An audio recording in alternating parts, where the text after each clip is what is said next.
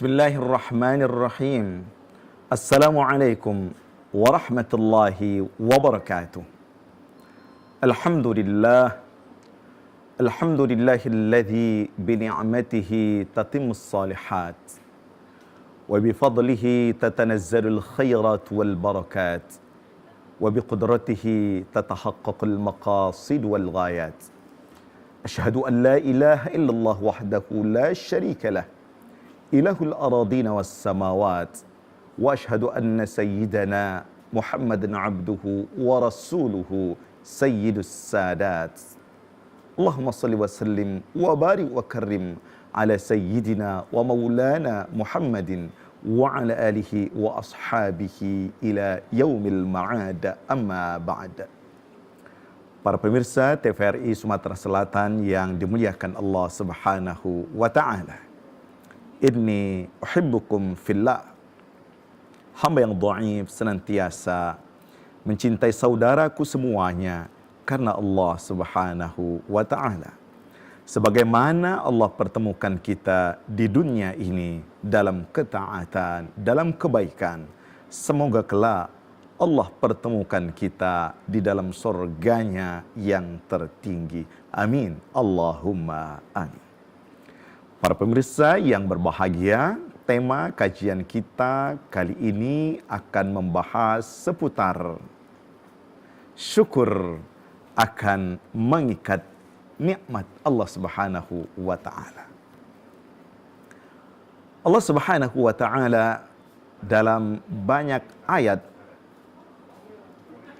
menyebutkan wa qalilum min ibadiyasy syakur, dan sangat sedikit dari hamba-hambaku itu yang pandai bersyukur kepadaku, kata Allah. Suatu ketika Umar bin Khattab berjalan dan beliau menjumpai seorang sahabat yang melantunkan doa. Bunyi doa tersebut begini: Allahumma ja'alni min ibadikal qalil, ya Allah, jadikan aku termasuk hamba-hambamu yang sedikit. Maka Umar pun bertanya, wahai fulan, apa yang engkau maksud dengan hamba yang sedikit tersebut? Sahabat tersebut mengatakan, wahai Amirul Mukminin, tidakkah engkau membaca firman Allah Subhanahu wa taala di antaranya, wa qalilum min ibadiyasy syakur, dan sangat sedikit dari hambaku itu mereka yang pandai bersyukur kepadaku. Maka tema ini penting sekali ketika kita mengupas syukur akan mengikat nikmat yang sudah Allah anugerahkan kepada kita. Para ulama mengatakan asyukuru qaidun ni'mah. Syukur itu akan mengikat nikmat-nikmat. Wasyukru saydun mafqud. Dan syukur itu juga akan menarik nikmat-nikmat yang tidak dia dapatkan. Karena itu para ulama mengajarkan kepada kita untuk pandai-pandai bersyukur kepada Allah Subhanahu wa taala. Karena bila tidak kita syukuri semua nikmat Allah Subhanahu wa taala, maka nikmat-nikmat tersebut akan dicabut oleh Allah Subhanahu wa taala. Dalam beberapa riwayat misalnya disebutkan bahwa suatu ketika Rasulullah sallallahu alaihi wasallam memasuki rumah Ummuna Aisyah radhiyallahu anha. Lalu beliau mendapatkan potongan korma yang berserakan. Lalu beliau mengambil dengan cepat, kemudian membersihkan korma yang berserakan tersebut. Lalu beliau memakannya. Seraya Rasulullah bersabda, wahai Aisyah, ahsini mujawarata ni'amillah. Wahai Aisyah, perbaguslah bermuamalah dengan nikmat-nikmat Allah Subhanahu wa taala. Karena ketika nikmat itu dicabut, maka boleh jadi nikmat itu tidak akan pernah kembali. Maka sesungguhnya kita, kaum muslimin, harus mengakui bahwa semua nikmat yang kita rasakan, nikmat kesehatan, nikmat kesempatan, nikmat iman, nikmat keluarga, nikmat memiliki pasangan hidup, memiliki anak dan keturunan, memiliki tetangga, memiliki ilmu pengetahuan, sesungguhnya semua itu dari Allah Subhanahu wa taala. Wa ma bikum min ni'matin fa minallah. Sesungguhnya tidak ada nikmat yang kalian rasakan kecuali semuanya berasalnya dari Allah Subhanahu wa taala. Namun sering sekali kita yang lemah ini mengaku-ngaku bahwa ketika kita memberikan kebaikan, memberikan nafkah kepada anak kita, memberikan nafkah kepada pasangan hidup kita, kepada orang tua kita, kepada mereka yang membutuhkan, sering sekali seseorang menepuk dadanya, membusungkan dadanya, mengatakan bahwa dialah yang menghantarkan nikmat dan rezeki itu kepada seseorang. Padahal hakikatnya tidak satupun nikmat yang kita rasakan kecuali semuanya dari Allah Subhanahu wa taala. Karena itu para ulama menjelaskan, di antaranya Ibnu Qayyim Al-Jauziyah mengatakan, nikmat itu ada 3. Pertama, nikmat yang telah sampai kepada seorang hamba dan sang hamba merasakan nikmat tersebut. Maka sesungguhnya nikmat ini yang harus disyukuri. Nikmat Allah berikan hidayah Islam. Karena tidak semua orang Allah berikan hidayah keimanan, hidayah Islam. Nikmat Allah berikan kesempatan untuk sujud kepada Allah Subhanahu wa taala. Patut disyukuri. Nikmat kita bisa berbicara, bisa mendengar, bisa melihat, bisa menggunakan akal sehat kita.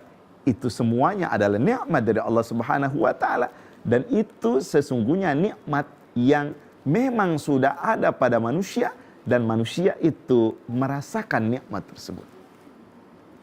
Namun kadang-kadang walaupun nikmat itu sudah dirasakan, sudah ada pada genggamannya, sering sekali manusia lalai untuk mensyukuri nikmat Allah Subhanahu wa taala. Yang kedua adalah nikmat yang dia tunggu kehadirannya. Boleh jadi seseorang berdoa, berharap sesuatu kepada Allah Subhanahu wa taala, dan nikmat tersebut senantiasa dia harapkan, dia tunggu-tunggu kedatangannya. Dan itu juga bagian dari nikmat Allah Subhanahu wa taala. Dan nikmat yang ditunggu itu pun sesungguhnya harus tetap disyukuri. Kenapa? Karena dengan syukur nikmat itu, maka Allah Subhanahu wa taala akan menghadirkan nikmat yang lebih besar daripada yang kita minta. Nah, yang celaka yang ketiga adalah nikmat yang sudah hadir pada diri seseorang, namun sering sekali seseorang itu tidak merasakan nikmat itu ada pada dirinya. Ada orang yang sadar ada nikmat, mereka bersyukur kepada Allah Subhanahu wa taala. Ada orang yang menunggu nikmat yang dia harapkan, mengharapkan jodoh misalnya, mengharapkan anaknya lulus dalam ujiannya misalnya, karirnya, dan seterusnya. Itu dia harapkan.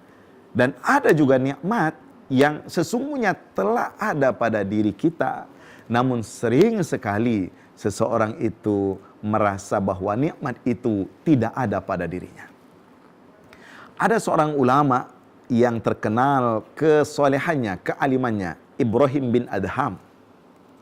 Suatu ketika beliau mendengarkan seorang laki-laki yang hari-harinya penuh dengan keluhan, berteriak sehingga dia mengatakan, Tuhan mengasihi semua orang rezeki dan nikmat, sedangkan aku diabaikan oleh Tuhanku, oleh Allah Subhanahu wa taala. Orang tersebut mengaduhkan Allah kepada makhluknya. Dia merasa tidak mendapatkan rizki dan nikmat dari Allah Subhanahu wa taala. Lalu sang alim yang bijak ini mengatakan, wahai fulan, sini sebentar. Lalu Ibrahim bin Adham mengatakan, sungguh demi Allah, engkau memiliki nikmat-nikmat yang itu boleh jadi tidak dimiliki oleh orang lain. Saat ini, kalau aku beli nikmat matamu dengan ratusan dirham, aku bayar dan engkau berikan nikmat mata itu kepadaku, apakah engkau mau? Orang yang kufur nikmat itu mengatakan, tidak mau wahai imam. Telingamu, serahkan kepadaku telingamu, lalu engkau aku bayar dengan uang ratusan dirham. Akalmu, berikan kepadaku, sehingga engkau tidak memiliki akal lagi, dan aku akan bayar dengan ratusan dirham. Kakimu, tanganmu, semuanya aku bayar. Lalu orang itu mengatakan, tidak wahai imam, aku tidak mungkin menggadaikan semua itu untuk mendapatkan ratusan dirham tersebut. Maka Ibrahim bin Adham mengatakan, sesungguhnya engkau tengah memiliki ratusan dirham, miliaran rupiah. Sesungguhnya sudah engkau miliki, tetapi engkau tidak sadar dan engkau tidak mampu mensyukuri nikmat-nikmat Allah Subhanahu wa taala tersebut. Para pemirsa yang dimuliakan Allah Subhanahu wa taala. Subhanallah. Allah Subhanahu wa taala dengan keagungannya, beliau memiliki nama Asy-Syakur. Asy-Syakur itu artinya yang maha berterima kasih, yang maha bersyukur. Bayangkan Allah Subhanahu wa taala, sang pencipta, pemberi nikmat, pemberi seluruhnya, tetapi Allah masih menamakan dirinya dengan Asy-Syakur, yaitu yang maha berterima kasih, yang maha mensyukuri. Apa yang Allah syukuri? Allah Subhanahu wa taala mensyukuri seorang hambanya yang walaupun ibadahnya sedikit, kebaikannya tidak banyak, tetapi Allah tetap anugerahkan rizki dan nikmat kepadanya. Allah Subhanahu wa taala tidak hitung-hitungan. Boleh jadi kalau mau kita hitung apa yang kita kerjakan dari kebaikan dan ketaatan ini, demi Allah tidak akan mampu untuk membalas semua nikmat yang Allah anugerahkan kepada kita. Tetapi Allah Asy-Syakur, Allah yang maha mensyukuri, maha berterima kasih. Sedikit saja hambanya bertaubat, sedikit saja hambanya beribadah, sedikit saja hambanya kembali kepada Allah Subhanahu wa taala, Allah tidak akan sia-siakan amal ibadah seorang hamba tersebut. Bahkan Allah Subhanahu wa taala mengalirkan, menganugerahkan nikmat-nikmat. Allah anugerahkan rizki-rizki. Kenapa? Karena Allah Subhanahu wa taala maha berterima kasih, maha mensyukuri setiap apa yang dilakukan oleh hamba-hambanya. Allah Subhanahu wa taala dalam surah Ibrahim menjelaskan, wa atakum min kulli ma sa'altumuh. Dan Allah Subhanahu wa taala menganugerahkan, memberikan semua yang kalian minta. Ma sa'altumuh, semua yang kalian minta. Kalian minta ketenangan jiwa, kalian minta rizki, kalian minta kesehatan, semuanya. Wa atakum min kulli ma sa'altumuh wa in ta'uddu ni'matallah la tuhsuha. Dan sekiranya kalian kepengen menghitung setiap nikmat Allah Subhanahu wa taala, kalian tidak akan mampu untuk menghitungnya. Innal insana ladzalumun kafar. Sungguh manusia itu selalu berbuat kezaliman dan selalu kufur nikmat. Kita lanjutkan setelah yang berikut.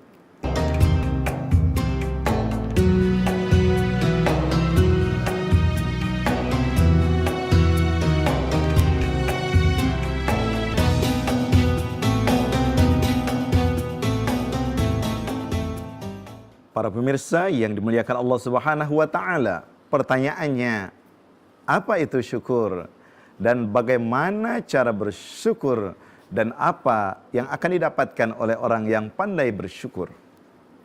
Imam Al-Qurtubi menjelaskan bahwa syukur itu adalah al-i'tirafu bin ni'mati lil mun'im.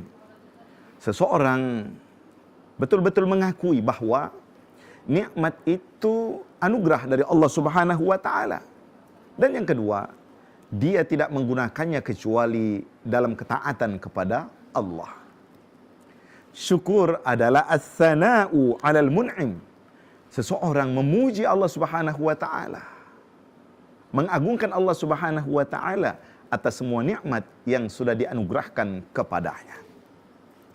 Ibnu Qayyim Al-Jauziyah mengatakan, "Asy-syukru lil qalbi mahabbatun wa inabatun."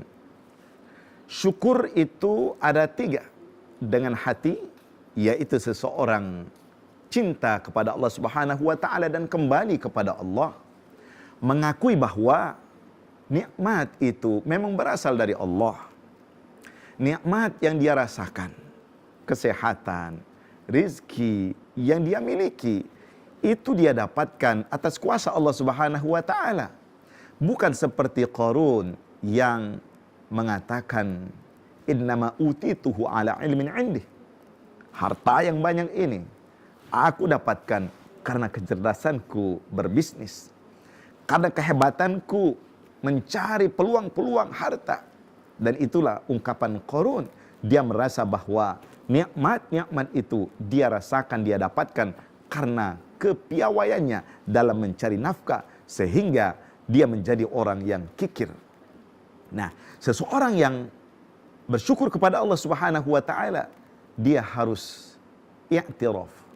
Dia mengakui bahwa nikmat rezeki itu semuanya dari Allah Subhanahu wa taala, yang menjadikannya senantiasa cinta Allah, kemudian senantiasa kembali kepada Allah Subhanahu wa taala. Wal lisan bitsana'i wal hamd. Kemudian dengan lisannya dia senantiasa memuji Allah Subhanahu wa taala. Kemudian wal jawarih ta'ah, dan jawarihnya, organ tubuhnya, dia gunakan untuk ketaatan kepada Allah Subhanahu wa taala. Ketika seseorang ingin bersyukur kepada Allah Subhanahu wa taala, maka poin pertama yang harus hadir dalam dirinya mengakui bahwa semua yang ada pada diri kita itu hakikatnya adalah titipan dari Allah Subhanahu wa taala. Manusia tidak memiliki kemampuan sedikit pun kecuali atas izin Allah. La haula wala quwwata illa billahil aliyil azim.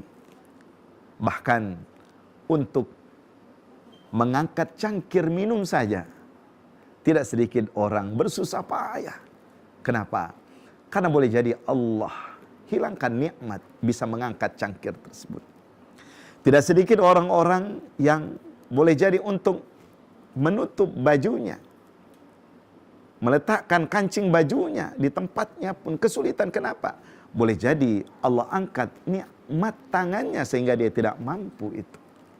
Maka ketika kita mampu dan memiliki rizki nikmat, hendaknya kita betul-betul i'tiraf, mengakui bahwa semua itu dari Allah Subhanahu wa taala.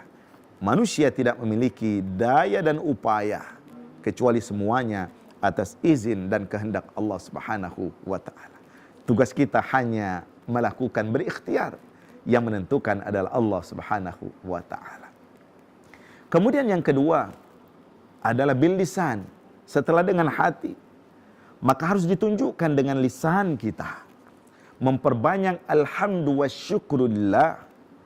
Bibir kita ini, lidah kita ini harus kita basahi dengan ucapan alhamdulillah, asyukru lillah. Dan itu tidak putus dalam keseharian kita. Bagaimana ketika sedikit saja nikmat kita rasakan, kita bisa melihat sesuatu dengan baik, mendengar, berjalan ke tempat yang baik, maka jangan lupa ucapkan alhamdulillah. Allah kuatkan iman kita, Allah mampukan kita untuk sujud kepada Allah. Jangan lupa ucapkan alhamdulillah. Bahkan Rasulullah sallallahu alaihi wasallam pernah mengingatkan kepada sahabatnya, di antaranya Muaz bin Jabal, la tada'anna dubura kulli salatin an taqul Allahumma a'inni ala dzikrika wa syukrika wa husni ibadatik.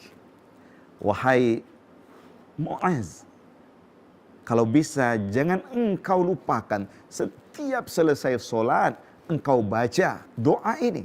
Apa bunyi doanya? Allahumma a'inni ala dzikrika wa syukrika wa husni ibadatik. Ya Allah, a'inni, bantulah aku. Ala dzikrika, untuk senantiasa ingat kepadamu ya Allah. Karena dalam Al-Quran disebutkan, fadhkuruni adzkurukum washkuruli wala takfurun. Ingatlah aku, kata Allah, pasti aku akan ingat kalian. Washkuruli wala takfurun, dan bersyukurlah kepadaku, jangan kalian kufur nikmat. A'inni ala dzikrika, minta tolong kepada Allah Subhanahu wa taala untuk dimudahkan mengingat Allah Subhanahu wa taala. Wa syukrika, dan mensyukuri Allah Subhanahu wa taala atas semua nikmat. Wa husni ibadatik, dan ibadah yang baik kepada Allah Subhanahu wa taala. Itu senantiasa diajari oleh Rasulullah sallallahu alaihi wasallam kepada para sahabat-sahabatnya. Bahkan dalam hadis yang lain Rasulullah menjelaskan, sesungguhnya Allah Subhanahu wa taala sangat ridha kepada hambanya yang apabila dia minum satu teguk dia mengucapkan alhamdulillah, makan satu suap dia mengucapkan alhamdulillah. Kenapa? Karena itu adalah bentuk dari kesyukurannya kepada Allah Subhanahu wa taala. Nah, selain itu juga Rasulullah sallallahu alaihi wasallam mengingatkan tentang firman Allah Subhanahu wa taala, wa amma bi ni'mati rabbika fahaddits, dan tentang nikmat Tuhanmu maka perbanyaklah engkau menyebutnya. Para ulama menjelaskan yang dimaksud fahaddits di sini bukan untuk pamer kepada orang lain, karena setiap orang yang mendapatkan nikmat itu sering sekali dia dihasut. Banyak orang yang iri dengki kepadanya. Tetapi yang dimaksud dengan wa amma bi ni'mati rabbika fahaddits, dan sedangkan terhadap nikmat Tuhanmu hendaknya engkau sebut-sebut. Artinya apa? Ketika kita ditanya seseorang, apa kabarmu? Bagaimana kondisi hari ini? Maka jangan pernah segan-segan mengatakan alhamdulillah, sehat walafiat, dalam kondisi yang baik. Ucapkan kesyukuran itu kepada Allah Subhanahu wa taala. Jangan sekali-kali mendustakan nikmat-nikmat Allah. Artinya kita bukan disuruh untuk pamer, tetapi kita disuruh untuk mensyukuri dengan lisan kita ini atas semua nikmat Allah Subhanahu wa taala. Rasulullah SAW juga mengajarkan dengan amal perbuatan. Banyak riwayat yang kita baca, Aisyah menjelaskan Rasulullah SAW itu kalau malam hari beliau berdiri tegak solat sampai-sampai kadang-kadang kakinya pecah-pecah. Kenapa? Ketika ditanya, ya Rasulullah, bukankah dosamu sudah diampuni yang lampau dan yang akan datang? Apa jawaban Rasul? Afala akun abdan syakura, tidak bolehkah aku menjadi hamba yang pandai bersyukur? Maka kita pun diajarkan cara bersyukur itu dengan amal perbuatan kita. Solat kita, ibadah haji, ibadah umroh kita, mendidik anak dengan baik, mengasih nafkah keluarga, itu adalah bentuk dari syukur kita kepada Allah Subhanahu wa taala dengan amal perbuatan. Selanjutnya syukur kepada Allah Subhanahu wa taala, jangan menggunakan semua nikmat itu dalam kemaksiatan kepada Allah. Bila itu yang kita kerjakan, maka insya Allah kita akan tergolong hamba-hamba Allah yang masuk kategori hamba yang bersyukur kepada Allah. Dalam surah Al-Insan ayat 3, Allah Subhanahu wa taala dengan tegas menjelaskan, inna hadainahus sabila imma syakiran wa imma kafura. Dan kami berikan kepada manusia itu dua jalan. Satu, syakiran, golongan orang-orang yang pandai bersyukur. Wa imma kafura, dan yang kedua, golongan orang-orang yang kufur terhadap nikmat-nikmat Allah Subhanahu wa taala. Mari kita jadikan diri kita ini hamba-hamba Allah Subhanahu wa taala yang pandai bersyukur kepada Allah, karena tentunya sebanyak apapun syukur kita itu pun tidak mampu membalas kebaikan Allah Subhanahu wa taala. Semoga bermanfaat dan memberikan pencerahan bagi kita semuanya. Rabbana zalamna anfusana wa illam taghfir lana wa tarhamna lanakunanna minal khasirin. Rabbana atina fid dunya hasanah wa fil akhirati hasanah wa qina adzabannar. Walhamdulillahi rabbil alamin. Wassalamu alaikum warahmatullahi wabarakatuh.